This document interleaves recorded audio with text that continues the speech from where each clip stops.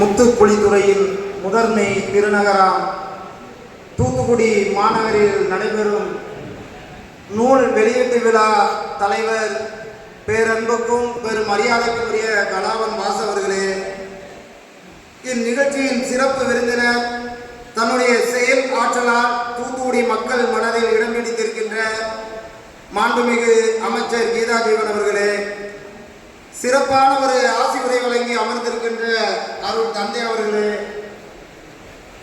மேடையில் அமர்ந்திருக்கும் சான்றோர்களே, அனைத்து ஊர் கமிட்டி தலைவர்களே, அவர்கள் உடன் வருகை இருந்துள்ள ஊர் கமிட்டி நிர்வாக உறுப்பினர்களே மற்றும் பெரியோர்களே, புத்தகத்தை வாங்கி வாசித்து பயன்பெற காத்திருக்கும் பயனாளிகளே, உங்கள் அத்தனை பேருக்கும் என்னுடைய முதற்கண் வணக்கத்தை தெரிவித்துக் கொள்கிறேன். வரலாறு கடந்த காலத்தை அறியவும் செல்ல வேண்டிய தூரத்தை தெரியவும் உதவுவது வரலாறு. வரலாறு என்பது ஹிஸ்டோரியா என்ற கிரேக்க சொல்லிலிருந்து உருவாகினது. வரலாறு என்பது கிடைத்த குறைந்தபட்ச தகவல்களை கொண்டு நிரப்பப்படும் கோடிட்ட இடமே வரலாறு என்கிறார் வரலாற்று ஆசிரியர் மேத்யூ ஆர்னால்டு அவர்கள். புத்தகத்தின் தலைப்பு பனிமய மாதா பேராலயம் வரலாறு. புத்தகத்தின் பக்கம் 192. எனக்கு கொடுக்கப்பட்ட நேரம் 3 நிமிடம். புத்தகத்தை திறப்போம். புத்தகத்தின் தலைப்பு மாதா என்பதால் புத்தகத்தை திறந்தால் பக்தி பரவி இருக்கும், ஆன்மீகம் கலந்திருக்கும், அடுக்கடுக்கான வார்த்தைகளில் ஆலயம் பதிவு செய்யப்பட்டிருக்கும், மென்மையான வார்த்தைகள் மேலோங்கி நிற்கும் என்று எதிர்பார்த்து திறந்தால் இங்கே முற்றிலும் மாறுபடுகிறது. ஒரு இரத்த சரித்திரம் இங்கே பதிவு செய்யப்படுகிறது. சில பக்கங்களில் குருதி வாசம் கூட வீசுகிறது. புத்தகத்தின் 14வது பக்கத்தில் இப்படி தொடங்குகிறார்: வங்கக்கடல் முத்தை தேடி வணிகர்கள் வந்தார்கள், அந்த முத்தை மூழ்கி எடுத்த பூர்வீக கடலோடி பறந்தவர்களை தேடி கிறிஸ்தவம் வந்தது என்று தொடங்குகிறார். இந்த கிறிஸ்தவம் என்று கடலோடி என்று சொன்னவுடன் இங்கே பொதுவான ஒரு சொல்லாடலை விட்டிருக்கிறார்கள். இந்த கடலோடி பறந்தவர்கள் ரொட்டிக்கும் மாவுக்கும் மதம் மாறினார்கள் என்ற ஒரு சொல்லாடலுக்கு தமிழ் செம்மல் நெய்தல் யூ அண்டா அவர்கள் மிக பெரும் சாட்டையடி ஒன்று கொடுக்கிறார்.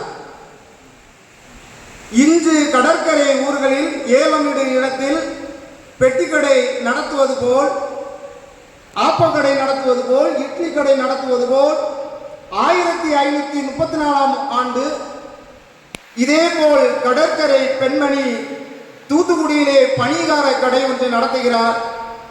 மூர்படை வீரன் அவரிடம் தகராறு செய்கிறார், தகாத வார்த்தைகள் பேசுகிறார்.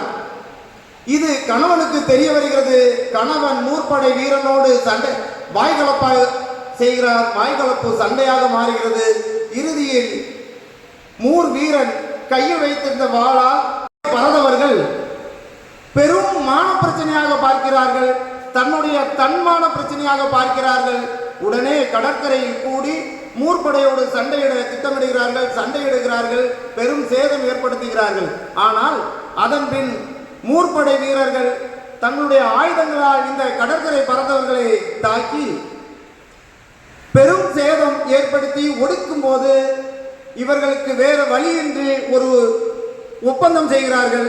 போர்ச்சுகீசிய படையை நாடுகிறார்கள். அவர்களோடு ஏற்பட்ட ஆயுத ஒப்பந்தம் தான் இன்று இந்தியாவிலும் சரி தமிழகத்திலும் சரி கிறிஸ்தவம் வேரூன்றி நிற்பதற்கு அடிக்கோல்.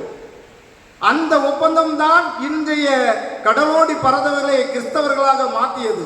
ஆக இவர்கள் ரொட்டிக்கும் மாவுக்கும் மதம் மாறியவர்கள் அல்ல, தன் மானத்திற்காக மதம் மாறி பின் அந்த மதத்தை பாதுகாக்க பல உயிர்களை விட்டார் என்பதுதான் இந்த புத்தகத்தின் வரலாறு.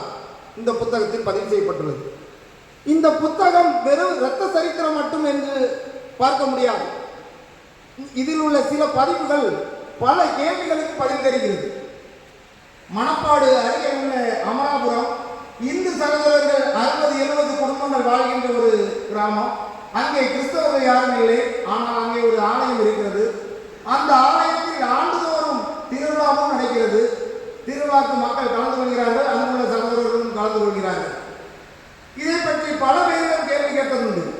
அங்கே கிறிஸ்தவர்கள் யாரும் இல்லை, ஆனால் கிறிஸ்தவ தேவாலயம் எப்படி இருக்கு?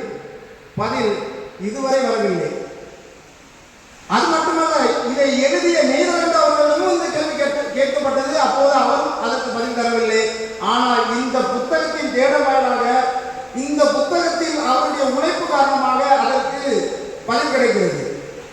146 பக்கத்தில் சொல்லப்படுகிறது, டச்சு படையெடுப்பு காரணமாக சேசு சபை குழுக்கள் கடற்கரை ஊர்களில் பணி செய்ய முடியாத காரணத்தினால் உள்நாட்டில் சென்று, அதாவது தருவைக்குளம் அருகில் உள்ள துப்பாசிப்பட்டியிலும் மணப்பாடு அருகில் உள்ள அமராபுரத்திலும் சேசு சபை குழுக்கள் அங்கே இருந்து பணி செய்தார்கள்.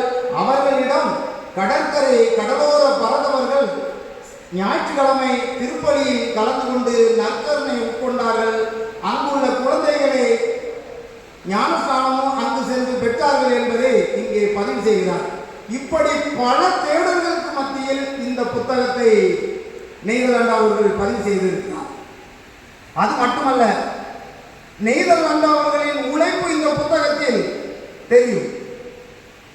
1537 ஆண்டு கடைசியில் மூர்படை தளபதிகள் அலி இப்ராஹிம் உட்பட 3 தளபதிகள் தலைமையில் 50 போர்க்கப்பல் 20,000 வீரர்கள் தூத்துக்குடி மீது படையெடுக்கிறார்கள். அந்த நேரத்தில் போர்த்துகீசியர்களின் கீழ் பறந்தவர்கள் போர்த்துகீசிய தளபதி இல்லாத காரணத்தினால் மிக சுலபமாக தூத்துக்குடிக்குள் நுழைந்து விடுகிறார்கள். புதிய கிறிஸ்தவர்களை எல்லாம் அழித்து ஒழிக்கிறார்கள். அதன் பின் போர்த்துகீசியர்கள் உள்ளே வருகிறார்கள். சண்டை, இருவருக்கும் பெரும் சேதம் ஏற்படுகிறது.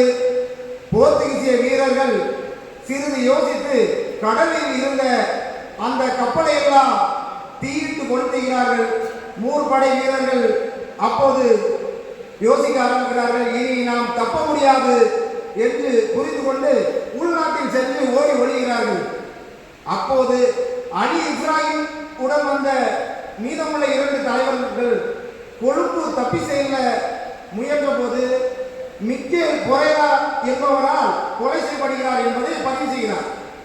இதை எப்படி உறுதி செய்ய வேண்டும் என எழுத்தாளர் நினைக்கும் போது, கேரளத்திலே வெளிவந்த கேரளமும் போர்த்துகீசிய கால்வினிய ஆதிக்கமும் என்ற புத்தகத்தை துக் பதுல் மூஜாதீன் என்பவர் 2009 ஒரு புத்தகத்தை எழுதுகிறார். அதில்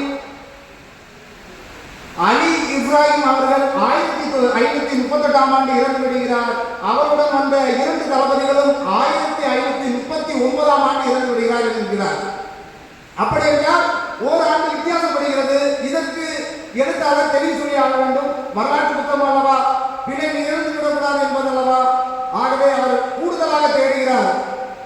அதற்கு முன் இத்தாலி போர்த்துகீசிய மொழியை தமிழ் உச்சரிப்பில் மொழிபெயர்த்த பெரியதாரைச் சேர்ந்த அருட்தந்தை வெனான்சிஸ் அவர்கள் இலங்கை என்று மொழிபெயர்க்கிறார். கேரளமும் போர்த்துகீசியமும் என்று எழுதிய எழுத்தாளர் அரபிய மொழியை மொழிபெயர்க்கும் போது சிலோன் என்று மொழிபெயர்க்கிறார். இப்படி அதை சொல்லி இவ்வளவு தெளிவோடு எழுதியிருக்கிறார்.